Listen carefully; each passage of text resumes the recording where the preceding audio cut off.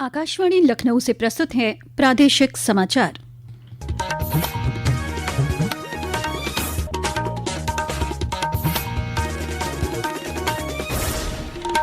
मुख्य समाचार। राष्ट्रपति द्रौपदी मुर्मू ने वृंदावन में रामकृष्ण मिशन सेवाश्रम अस्पताल में नंदकिशोर सोमानी ऑन्कोलॉजी ब्लॉक का किया लोकार्पण। कहा, देश में स्वास्थ्य सेवाओं को मजबूत करने के लिए निरंतर प्रयास कर रही है सरकार। नोएडा इंटरनेशनल एयरपोर्ट के पहले चरण का काम पूरा। प्रधानमंत्री नरेंद्र मोदी द्वारा 28 मार्च को उद्घाटन प्रस्तावित। अकीदत और उल्लास के साथ कल मनाया जाएगा ईद का त्योहार। इबादतगाहों के आसपास पुलिस ने सुरक्षा और यातायात के किए व्यापक प्रबंध। और राजधानी लखनऊ समेत प्रदेश के कई जिलों में बारिश से तापमान में आई गिरावट। फसलों को हुए नुकसान से बढ़ी किसानों की बेचैनी। नमस्कार, प्रदेश के समाचारों के साथ मैं मोनिका चौहान। और अब समाचार विस्तार से। राष्ट्रपति द्रौपदी मुर्मू ने आज उत्तर प्रदेश दौरे के दूसरे दिन वृंदावन में प्रसिद्ध संत प्रेमानंद महाराज से मुलाकात की। प्रेमानंद महाराज ने राष्ट्रपति को ब्रज की महिमा और सेवा भाव का महत्व समझाया। इसके बाद राष्ट्रपति ने वृंदावन में बाबा नीब करौली आश्रम में दर्शन पूजन किया और रामकृष्ण मिशन सेवा आश्रम अस्पताल में नंदकिशोर सोमानी ऑन्कोलॉजी ब्लॉक का उद्घाटन किया। यहां कार्यक्रम को संबोधित करते हुए राष्ट्रपति ने कहा कि सरकार आज स्वास्थ्य सेवा के बुनियादी ढांचे को मजबूत करने और प्रत्येक नागरिक के लिए गुणवत्तापूर्ण चिकित्सा सेवाएं सुनिश्चित करने के लिए निरंतर प्रयास कर रही है। केंद्र सरकार देश के स्वास्थ्य ढांचे को मजबूत बनाने के लिए निरंतर ठोस कदम उठा रहे हैं। आयुष्मान भारत जैसे ऐतिहासिक योजना के माध्यम से करोड़ों नागरिकों को सस्ती और गुणवत्तापूर्ण स्वास्थ्य सेवाएं उपलब्ध कराए जा रहे हैं। आयुष्मान भारत योजना के अंतर्गत कैंसर के इलाज को भी कवर किया जा रहा है, जिससे गरीब और जरूरतमंद मरीजों के लाभ मिल रहा है।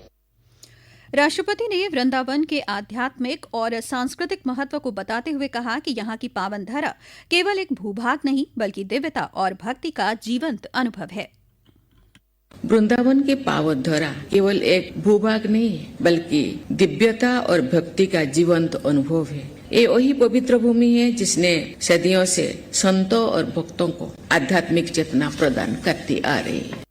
राष्ट्रपति ने आज शाम वात्सल्य ग्राम का भी दौरा किया। वो कल गोवर्धन के दान घाटी मंदिर में दर्शन पूजन के साथ ही पारंपरिक गोवर्धन परिक्रमा करेंगी। श्री राम मंदिर निर्माण समिति के अध्यक्ष नृपेंद्र मिश्रा ने अयोध्या में श्री राम जन्मभूमि मंदिर में राष्ट्रपति द्रौपदी मुर्मू के दौरे को मंदिर के निर्माण की दिशा में एक प्रतीकात्मक मील का पत्थर बताया है। उन्होंने बताया कि मुख्य मंदिर का काम अब पूरा हो चुका है।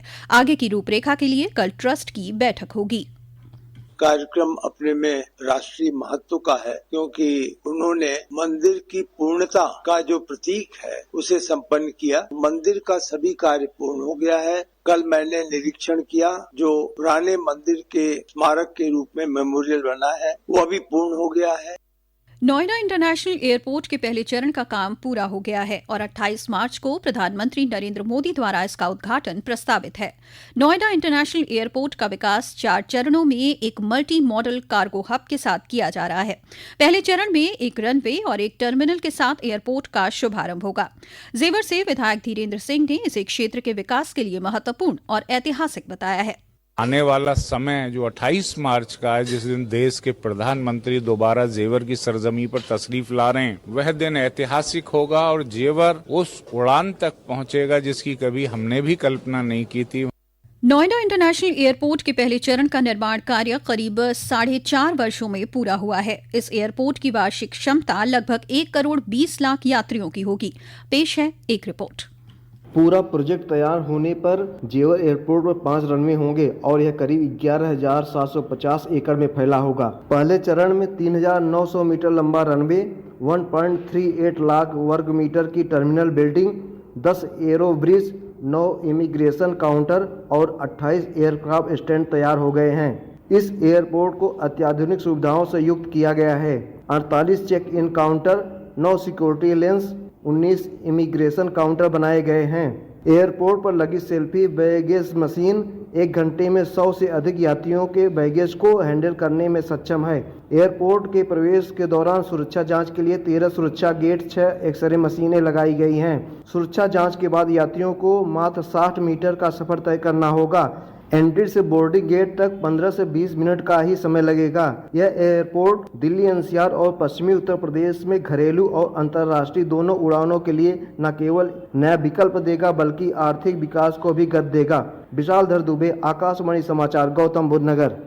ये समाचार आप आकाशवाणी लखनऊ से सुन रहे हैं। ताज़ा समाचार जानने के लिए आप हमारी वेबसाइट newsonair.gov.in पर लॉगिन कर सकते हैं। इसके साथ ही आप प्रादेशिक समाचारों का ये बुलेटिन हमारे YouTube channel news on AIR Lucknow पर भी सुन सकते हैं। प्रदेश के मुख्य निर्वाचन अधिकारी नवदीप रिणवा ने विशेष प्रगाढ़ पुनरीक्षण 2026 अभियान की अयोध्या में समीक्षा की। मुख्य निर्वाचन अधिकारी ने बताया कि शेष मामलों का निस्तारण 27 मार्च तक पूरा कर लिया जाएगा और अंतिम मतदाता सूची 10 अप्रैल 2026 को जारी होगी। 10 अप्रैल 2026 को हमारी अंतिम मतदाता सूची प्रकाशित होगी। कृपया सभी लोग जो भी भारत के नागरिक उत्तर प्रदेश में रह रहे हैं सब जरूर अपना नाम जांच लें। यदि किसी का नाम नहीं है तो तुरंत फॉर्म 6 भर दें, जिससे जब अगला साल इलेक्शन आए तो ये किसी को शिकायत ना रहे कि हमारा नाम मतदाता सूची में नहीं है। प्रदेश के उद्यान राज्य मंत्री स्वतंत्र प्रभार दिनेश प्रताप सिंह ने बताया कि शीत गृहों को अमोनिया गैस की सप्लाई का आदेश जारी कर दिया गया है। उन्होंने बताया कि पिछले 1 सप्ताह से कुछ कारणों से राज्य के शीत गृहों को उर्वरक कंपनियों ने अमोनिया गैस की सप्लाई रोक दी थी, जिससे किसानों के सामने संकट आ गया था। केंद्रीय उर्वरक और रसायन मंत्री जगत प्रकाश नड्डा और पेट्रोलियम एवं प्राकृतिक गैस मंत्री हरदीप सिंह पुरी के सामने आलू किसानों की समस्या रखी गई थी।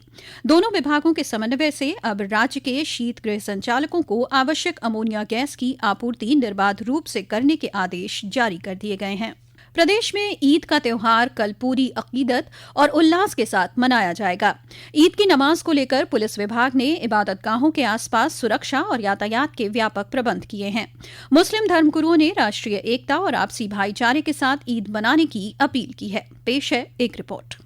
मौसम में आए अचानक बदलाव के चलते ईदगाहों में नमाजियों को बारिश से बचाने के प्रबंध किए जा रहे हैं। लखनऊ स्थित दारुल उलूम नदवतुल उलमा में कल ईद की नमाज सुबह 8 बजे होगी। इसकी घोषणा मौलाना फरमान ने आज जुमे की नमाज के बाद की। शाही इमाम फजलुल मन्नान रहमानी के अनुसार टीले वाली मस्जिद में कल सुबह 9 बजे ईद की नमाज अदा की जाएगी। वहीं ऐशबाग ईदगाह में सुबह 10 बजे नमाज होने की घोषणा मौलाना खालिद रशीद फरंगी महली ने की है। मुख्यमंत्री योगी आदित्यनाथ के निर्देश पर पुलिस अधिकारी भीड़ भाड़ वाले इलाकों, बाजारों और संवेदनशील स्थानों का भ्रमण कर निरीक्षण कर रहे हैं। मुमताज अली, आकाशवाणी समाचार, लखनऊ। भारत सरकार के युवा कार्यक्रम एवं खेल मंत्रालय के राष्ट्रीय सेवा योजना NSS क्षेत्रीय निदेशालय लखनऊ के तत्वावधान में आज लखनऊ विश्वविद्यालय में आयोजित राज्य स्तरीय NSS सम्मेलन के अंतिम दिन कई सत्र आयोजित किए गए। पूर्व केंद्रीय मंत्री कौशल किशोर ने एक सत्र को संबोधित करते हुए युवाओं को नशे से दूर रहने की सलाह दी। राजधानी लखनऊ समेत प्रदेश के कई जिलों में आज मध्यम से तेज बारिश से आम जनजीवन प्रभावित रहा।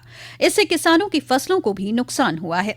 बिजनौर, शामली, फर्रुखाबाद, अमरोहा, कौशाम्बी, अयोध्या, श्रावस्ती, जौनपुर, पीलीभीत और हमीरपुर समेत कई जिलों में बारिश से तापमान में गिरावट दर्ज की गई है। लखनऊ स्थित आंचलिक मौसम विज्ञान केंद्र के वरिष्ठ वैज्ञानिक मोहम्मद दानिश ने बताया कि पश्चिमी विक्षोभ के कारण मौसम में बदलाव हुआ है। मेन कारण ये है कि जैसे कि पश्चिमी विक्षोभ पास हो रहा है, पंजाब और हरियाणा के पास है, तो जिसकी वजह से अपने यूपी में, पश्चिमी उत्तर प्रदेश, दिल्ली एनसीआर में भी बारिश हुई है और लखनऊ में भी मॉर्निंग में बारिश हुई है। वही बात अगर उत्तर प्रदेश की बात करें तो कल जो पूर्वी उत्तर प्रदेश में है तो कल कुछ जगहों में बूंदाबांदी तो पूर्वी उत्तर प्रदेश में हो सकता है, बाकी कल के बाद पूरी तरीके से मौसम साफ है। और अब अंत में मुख्य समाचार एक बार फिर। राष्ट्रपति द्रौपदी मुर्मू ने वृंदावन में रामकृष्ण मिशन सेवाश्रम अस्पताल में नंदकिशोर सोमानी ऑन्कोलॉजी ब्लॉक का किया लोकार्पण। कहा, देश में स्वास्थ्य सेवाओं को मजबूत करने के लिए निरंतर प्रयास कर रही है सरकार। नोएडा इंटरनेशनल एयरपोर्ट के पहले चरण का काम पूरा। प्रधानमंत्री नरेंद्र मोदी द्वारा 28 मार्च को उद्घाटन प्रस्तावित। अकीदत और उल्लास के साथ कल मनाया जाएगा ईद का त्योहार। इबादतगाहों के आसपास पुलिस ने सुरक्षा और यातायात के किए व्यापक प्रबंध। और राजधानी लखनऊ समेत प्रदेश के कई जिलों में बारिश से तापमान में आई गिरावट। फसलों को हुए नुकसान से बढ़ी किसानों की बेचैनी। इसी के साथ प्रादेशिक समाचारों का ये बुलेटिन समाप्त हुआ। अगला बुलेटिन रात 8 बजे FM पर प्रसारित किया जाएगा। नमस्कार।